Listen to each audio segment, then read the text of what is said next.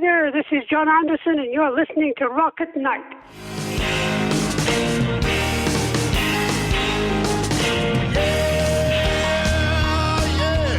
Are you ready? Tonight I'm gonna take you on a little trip. We're going down south by the mighty Mississippi. I'm gonna take you to a place where life's living in. Bring your mother, your brother, and your best friend. I'm gonna show you where they dance out in the street. They'll tell you all about your body heat. Not gonna talk about it, just gonna do it. Get on down if you feel good. Get on down. Hello everyone and welcome one more time to the Rock at Night podcast series. Today is a very special day for me, one that will go down in my personal history. I was born in Cuba and spent most of my youth dreaming of attending a concert, of meeting my musical idols, and even of having the chance to talk to one of them. Many of my dreams came true after coming to the US, and today is one of those days when you can accomplish something you did not even dream about. My guest this afternoon is not only a musician, singer and songwriter, but also one of the most legendary personalities in the history of progressive rock. It is a complete honor to have the opportunity to talk to him, and instead of doing myself the usual introduction, I will allow him to go ahead and tell us his name and where he's from. Hi there, this is Jon Anderson. I'm from England, the north of England, and I started in music in 1963, before most of you were born. And I had a band called the Warriors. I started with my brother Tony. We went to see the Beatles in 1963 in Liverpool. Amazing. And from then on, I wanted to be a Beatle, but I kept working hard, and it was wonderful, always wonderful to know the music will keep you going. And eventually I started a band called Yes, and maybe some of you know this band, Yes, for years and years and years and years and years. See you later.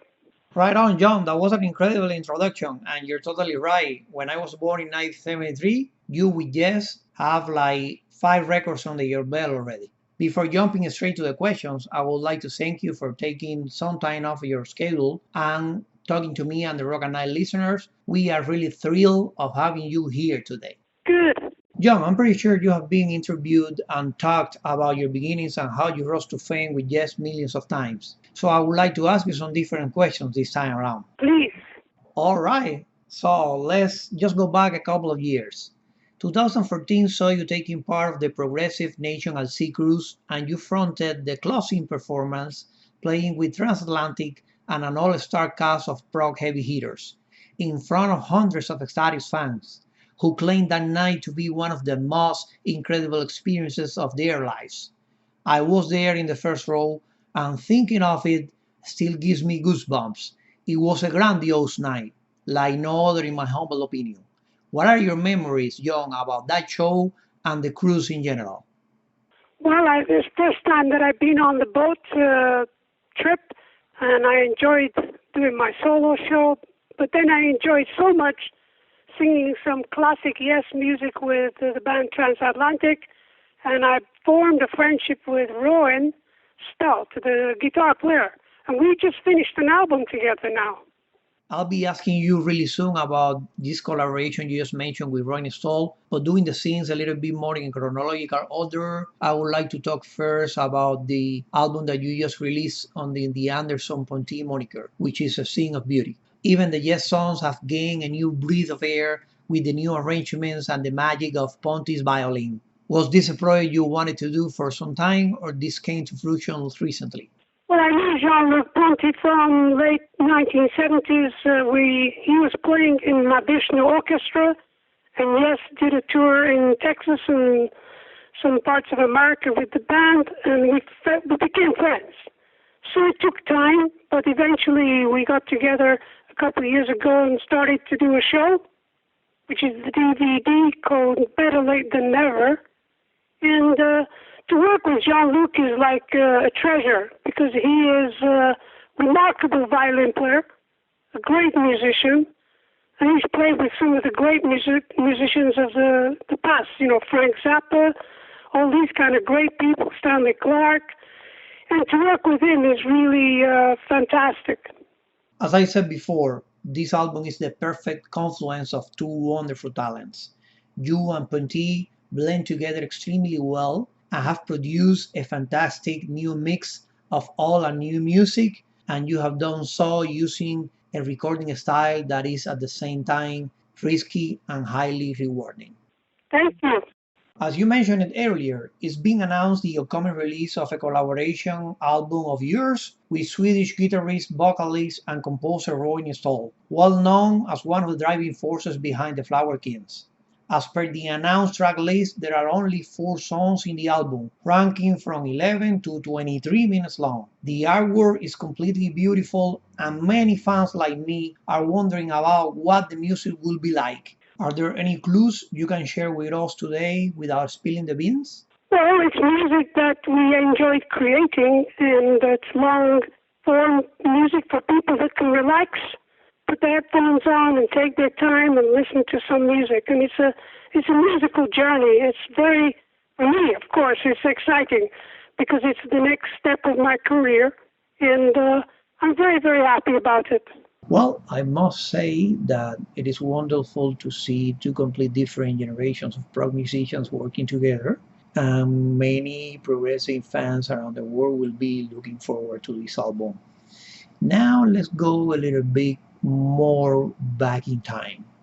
Let's talk about your first solo album, Elias of Sun Halo. Many consider this album a now inspiring masterpiece, a real celebration of what progressive music is about. What could become the sequel of this first album has been in the works for many, many years. And I remember you were asked during Progressive Nation at Sea Q&A, and you said, "It will happen when it happens," which was like some sort of a cryptic answer. Are there any updates about how that creative process is coming along? Well, my good friend in Poland, Chris, is working on the visualization, and the concept is working. We've done some rough ideas of being able to create 4 to 5 hours of music. So every time you go to the application, you can go on different musical journeys every time you go there. You don't have to just listen to the album over and over. You can do that, but also you can listen to all the music of all the albums at the same time, like a long journey every time you go. And it's just a different concept of musical presentation with visuals and computer animation, the storytelling, and information about the world and the planet and how things work. So, based on what you just said, would be accurate to say that this is a lifetime project of yours, which is still in the works, correct? Well, once we set up the project, it runs for the rest of my life, and I continue to add music to it every year. It's an ongoing exploration of musical ideas, storytelling, and information that comes through the internet from things that I see, read about. I explain in the project. So people would join the experience and be able to learn as much as I'm learning every month. I learn something different, and they will learn the same thing. Yesterday, I was learning about the future of holography, and it was incredible. So I will put this into my project, and people then will spend time listening to music, reading, looking at art, and at the same time learning what I'm learning at the same time. Those are great news, to be honest. I mean, Elias' sequel has become like some sort of a myth.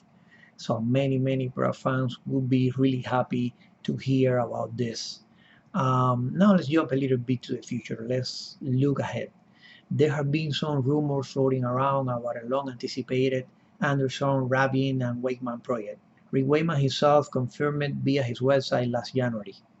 So my question is, do you think that it would be realistic to expect an album and some tour dates in the foreseeable future? Yes, I'm working with Trevor and Rick already on some musical concept.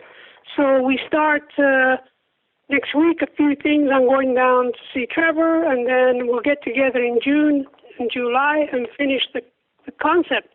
And then hopefully we will tour later this year in the USA, and then next year go to Europe and around the world if we can, because we have a big dream that my understanding of yes music is still very, very strong.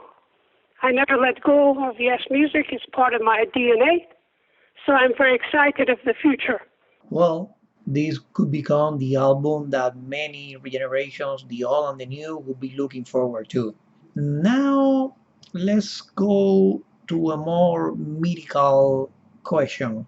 If we could take the Jon Anderson of the mid 70s, when Yes was at their heyday, or the Jon Anderson of the late 70s and early 80s working with Vangelis, and Jon Anderson nowadays, and compare them musically speaking, would you say that they are two different personalities, or there's an essence in you which have remained the same through the years? I'm the same person. I'm the same guy that I started 50 years ago. So I'm just excited to make music. I'm very blessed to have a wonderful, beautiful wife, and my children are growing up. My grandchildren are slowly growing. It's a very powerful time in our world. We're going through a big, big change, and I'm happy to be part of the change. I was listening to Bono from U2 yesterday on the television about changing the world, The world has got to change. We can't have so many refugees in the world. Why? It's so, so wrong. And I remember singing a song with Yes many years ago. If we are one on this planet, then we're all refugees, because there are so many refugees. And it's easy to change. Sorry, I get carried away. Well, it seems that you keep going ahead of myself during this interview, because my next question is exactly about this. Do you think your spirituality has impacted your songwriting and compositional style? Of course, I grew up not knowing what God really truly was, and now I understand that God is all that is. We are all connected on this planet Earth. We are all in Christ energy. From every religion is Christ energy. So why do we always have to argue? It's very simple. Now, looking at the past and at the future at the same time, after more than 4 decades composing, singing, touring the world with dozens of legendary musicians, what is still in Jon Anderson's bucket list? Oh, well, I had one of my best moments last year. My wife, she organized my trip with her. We went to Finland to hear the Sibelius symphonies. It was his 150th anniversary in Lahti in Finland, and we had the best time. That was first on my bucket list. I think I would like to go and spend time and see the beautiful animals of the world in Africa. That's another one. I think I would love to sing with Stevie Wonder. That's another one. I think I have a long list. Now, landing one more time in the present, one final question, Jon. I mentioned it before, the Anderson Ponty album, and I believe that this album is a record that can take you back to places thought lost long ago, with a whole new set of eyes, ears, and a sense of appreciation. I know of no other album that better brings together the golden age of progressive music and the modern era. Will it be safe to say this is a collaboration that will continue in the future? Yes, we've written some songs this year, and we talk about working with the orchestra idea. That when we first talked on tour last year, we talked about it would be beautiful to compose something specially for a small chamber orchestra with violin from Jean-Luc and me singing. It would be very special, something very different, Jon, it's been beyond wonderful to have the chance to chat with you this afternoon. I wish you well. I want to wish you, on my behalf and on the name of all the Rock and Night listeners, the greatest success in your upcoming tour supporting the Better Late Than Never album and in any musical endeavor you might follow in the future. Right. And personally, I want to thank you for all the years of musical pressure. Your creations have made the world a much better place to live in. Thank you so much. I appreciate that. And love and good wishes to everybody listening. This chat with you, Jon, just made my day, and I can only wish you nothing but health, prosperity, and many more musical adventures in the years to come. Be safe, and thank you one more time. Thank you very much.